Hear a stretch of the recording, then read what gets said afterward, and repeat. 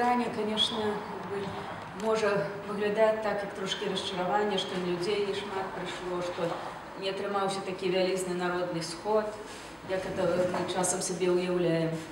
Але я гляжу на эту падзею трошки інакш. Я думаю, это не так важно, колькі людей пришло.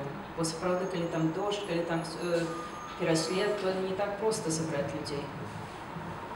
Але важно, что гэта ёсць, что эта акция объявлена, что она проведена, что мы тут с вами собрались, потому что эта акция там была запланована. Значит, и мы пришли сюда, и мы так само выказываем свою поддержку этой акции. И я думаю, что это просто важно разглядать вот эту подею не как саму по себе, а как частку всего процессу супротиву, руху супротиву у Беларуси и в белорусском замежье супротив диктатуры. Это частка этого ланцуга. Яны может быть разные формы. Мы уже назирали это, як през интернет и так далее, разные формы. Але просто не давать спокою этому режиму, где можно весь час стараться проводить эти акции, эти мероприятия.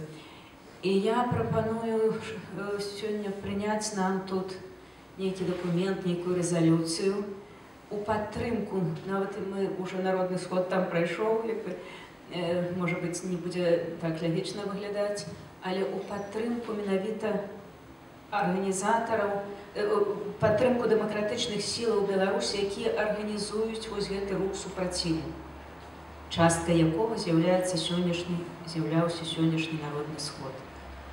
Оказать им падтрымку моральную, выказать свою готовность дапамагаць не только морально, але и своими справами. Дякую за увагу.